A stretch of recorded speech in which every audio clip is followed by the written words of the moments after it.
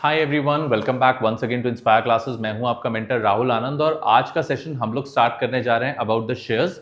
तो जो भी बच्चे ने नॉर्मली ऑफलाइन सेशंस को ज्वाइन करा था उनको शेयर्स के बेसिक कंसेप्ट तो हमने इनिशियली स्टार्ट कर दिए थे।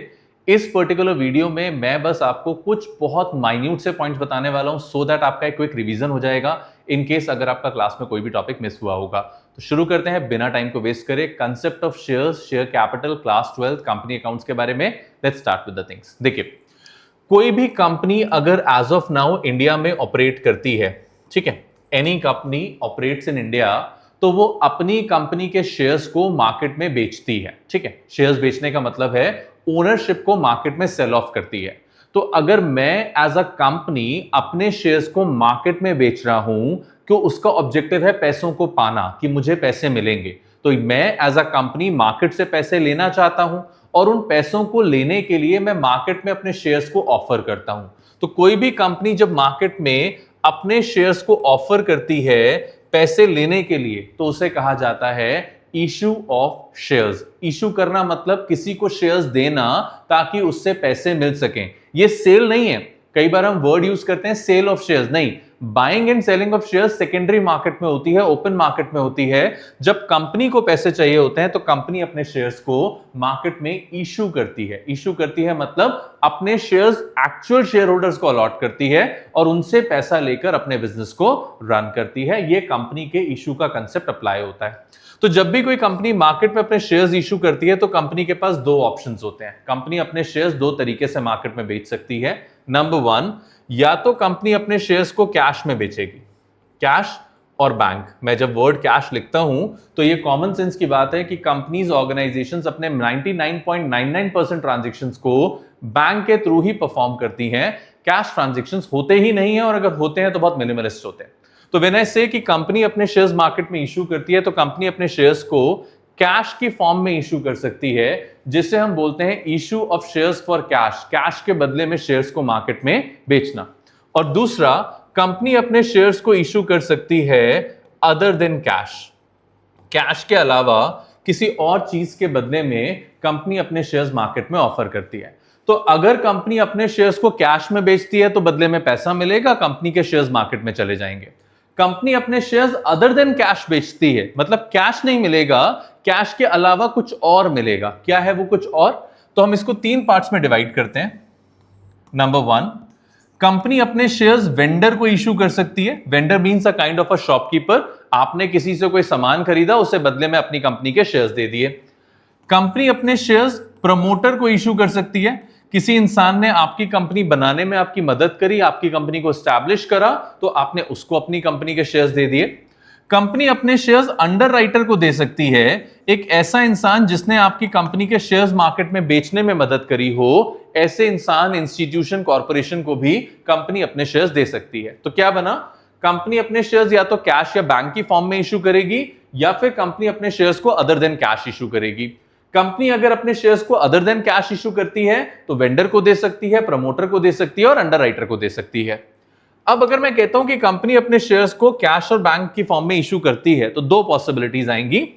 कंपनी अपने शेयर्स को पार वैल्यू पर इशू कर सकती है। पार का मतलब होता है ओरिजिनल फेस वैल्यू, यानी कि अगर मेरे पास कंपनी का कोई शेयर है, इसके ऊपर प्राइस लिखा है 10 रुपए, तो 10 रुपए इज व्हाट?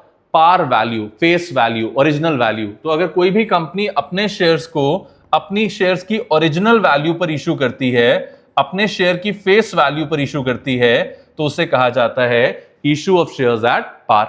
बट अगर कंपनी चाहे तो अपने शेयर्स को ज्यादा वैल्यू पर भी बेच सकती है, उसे कहा जाएगा issue of shares at premium. Premium का मतलब over and above face value. कोई भी कंपनी अपने शेयर्स को अपने शेयर की फेस वैल्यू से ज्यादा वैल्यू पर बेचती है। तो अगर कोई भी कंपनी चाहे तो अपने शेयर्स को उसकी ओरिजिनल वैल्यू पर बेच सकती है, और अगर वही कंपनी चाहे तो अपने शेयर को उसकी एक्चुअल वैल्यू से ज्यादा वैल्यू पर भी मार्केट में बेच सकती है। तो अगर ज्यादा वैल्यू पर बेचेगी तो issue of shares at premium, original value पर बेचेगी तो issue of shares at par. अब इसमें एक चीज और आ जाती है कि कोई भी कंपनी जब अपने शेयर्स को मार्केट में पार वैल्यू पर बेच रही है, मतलब जितने रुपए का शेयर है उतने रुपए में बेच रही है, तो इसमें फिर से दो पॉसिबिलिटीज हैं।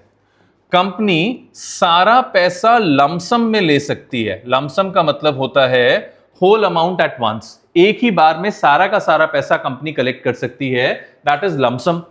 और या फिर कंपनी इस पैसे को इंस्टॉलमेंट बेसिस पे ले सकती है।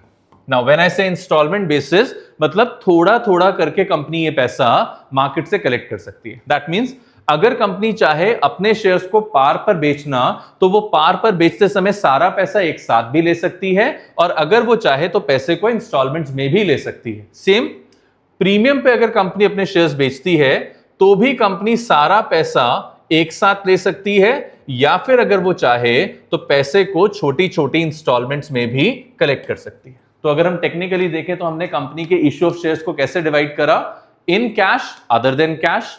कैश में भी दो कैटेगरीज, पार और प्रीमियम। अदर देन कैश में भी कैटेगरीज बनी, वेंडर, प्रमोटर और अंडरराइटर। पार में भी फिर से कैटेगरी बनी कि या तो लमसम में पैसा मिलेगा या इंस्टॉलमेंट में पैसा मिलेगा, और प्रीमियम में भी सेम कैटेगरी हमने बनाई कि लमसम में पैसा मिलेगा या फिर इंस्टॉलमेंट में पैसा मिलेगा। ठीक है, आई सपोज इस बात में कोई दिक्कत नहीं होगी। दीज आर द बेसिक्स जब कोई भी कंपनी मार्केट में अपने शेयर्स को बेचती है। नाउ अब मैंने कहा कंपनी ने मार्केट में अपने शेयर्स को ऑफर करा जनरल पब्लिक को लमसम में। तो हमारा केस क्या बना, the shares are issued for cash at par in lump sum.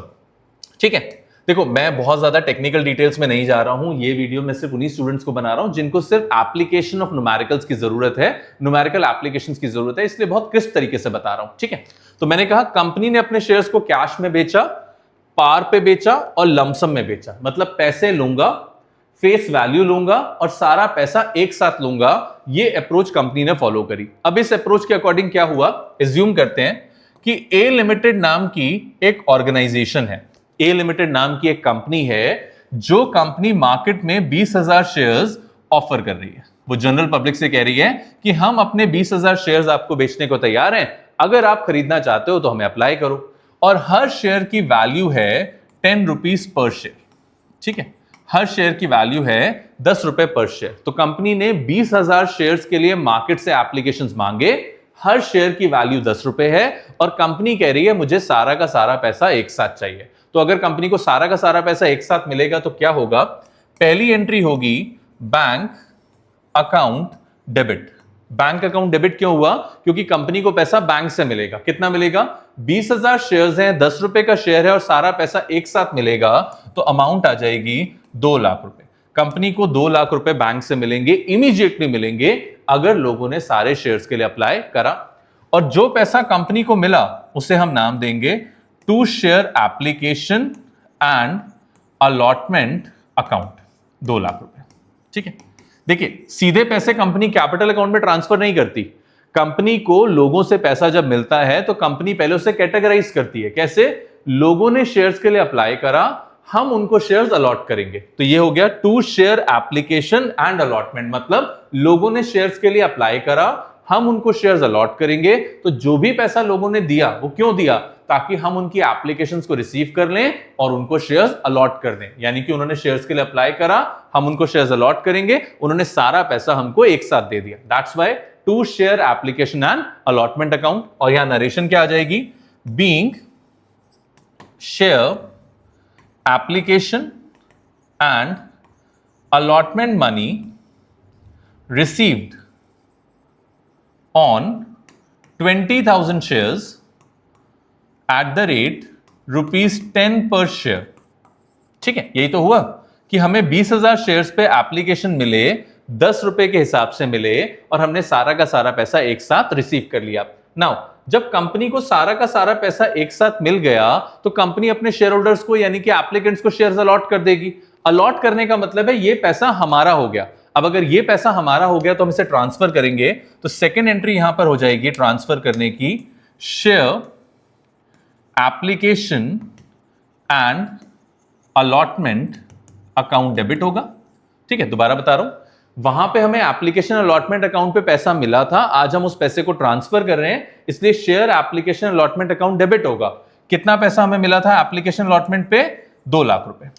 इस पैसे को हम ट्रांसफर कर देंगे हमारी कैपिटल में, क्योंकि अल्टीमेटली ये पैसा हमारी कैपिटल का है, क्योंकि हमने मार्केट से जो पैसा रेस करा है बेटा जी वो कैपिटल के लिए रेस करा है, इसलिए हमने लिखा to share capital account. Capital हमारे लिए लायबिलिटी होती है, इसलिए हमने क्रेडिट करा टू शेयर कैपिटल अकाउंट, और यहां नरेशन लिखा being share application and allotment money transferred to share capital account। तो जो भी पैसा हमें एप्लीकेशन अलॉटमेंट पे मिला हमने वो सारा का सारा पैसा कैपिटल अकाउंट में ट्रांसफर कर दिया। तो ये हमारा पहला केस है जहां पर हम पैसे को कैश में रिसीव कर रहे हैं, सारा का सारा पैसा लमसम में मिल रहा है और पार वैल्यू पे हम अपना शेयर बेच रहे हैं, ज्यादा वैल्यू पर नहीं बेच रहे, ओरिजिनल फेस वैल्यू पे बेच रहे हैं। तो ये हमारा डे 1 का सेशन था न्यूमेरिकली जो हमने आज डिस्कस करा था, और इसको आई सपोज आप अच्छे से कर पाओगे।